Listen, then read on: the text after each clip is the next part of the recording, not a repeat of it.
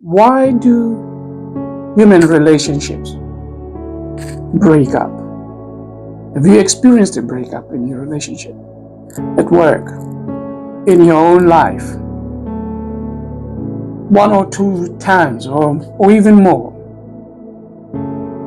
What would you say the problem was? Is it you or is it the other person? Or is it just that life doesn't like you? You seem to attract bad luck and bad people and just the wrong type of people for yourself. So let us dig right into this and talk about repairing our relationships after breakups.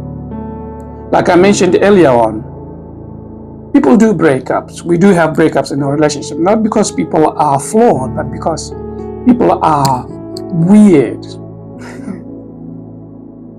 We are wired for misunderstanding. John Bowlby says that rupture is part of the dance, or breakup is part of the dance of connection, and repair is what makes the bond resilient. So every relationship breaks at some point or ruptures. So the question is not whether conflict will happen. The question is, how do we repair when it does? What are some of the things you do or you can recommend? So psychologist Dan Siegel reminds us that rupture and repair is the foundation of secure relationship. It's not the absence of conflict that builds trust. It's the presence of repair. Can you agree with that statement? That conflict is inevitable, but repair is the present, it's the bond, it's the adhesive that brings us together, that makes our relationships resilient. So here is what I want to say to you. Repair is inevitable. Or rupture is inevitable, and repair is intentional. So you have to go into fixing your relationship, whether with your children, with your spouse, with your boyfriend, with your manager, with your colleagues at work, whoever. It has to be an intentional thing that I want this to work. So healthy relationships are not defined by the absence of conflict, but by the presence of repair. Repair says, our connection matters more than my pride. In organizational life, repair is essentially for psychological safety. Amy Edmondson's notes that teams thrive when people can acknowledge mistakes, take responsibilities, and restore trust without humiliation or the fear of humiliation. So repair is not about blame, it is about returning to each other with honesty and humility. So here is a practical insight. You probably have your ways of doing this, but I just want us to engage a little bit that you can do. One is to acknowledge that the breakup has happened. Why has it happened? Name what has happened without being defensive, protecting yourself and blaming the other person. No, name what has happened. Take responsibility, number two, for your part. We all have a part to play. Number three, express care for the relationship, meaning that this signals safety and reaffirms connection. Number four, commit to doing better. These are the 4 steps you can take in order to repair your broken relationships. So repair is incomplete without forward-looking intention. So commit to doing good or doing better. And this will help you transform conflict from a threat into an opportunity for deeper trust.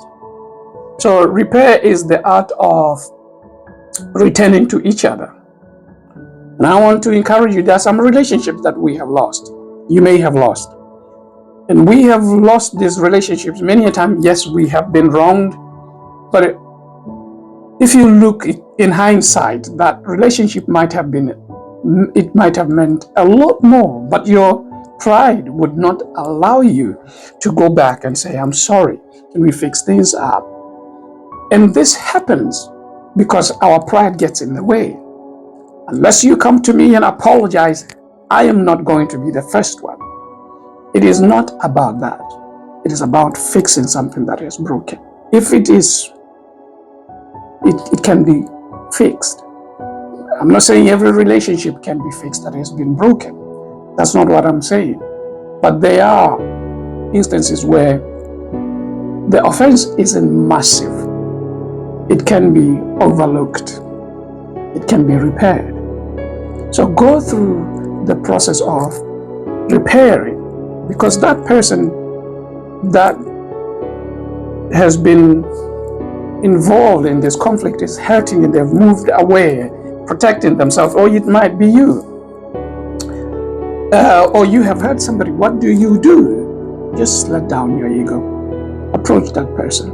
Like I have said, acknowledge your part. Apologize.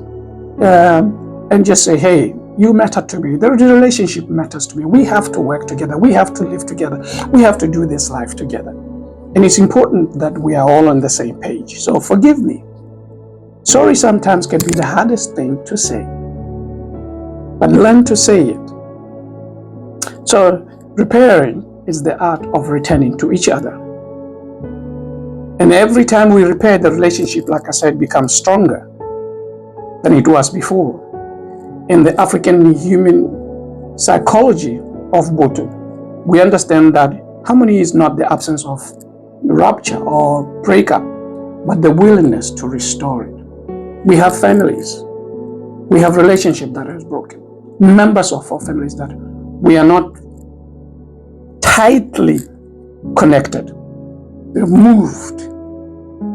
These things do happen, but can they be fixed? Yes, you need to try. It can be harder sometimes, but keep trying.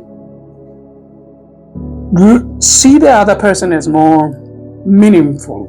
Their return to you more meaningful. You value the connection. You value the relationship more than the ego. Fix them. They are hurting. You might be hurting yourself. And sorry could be the only thing that can bring back that lost person. Thank you, and I'll see you again.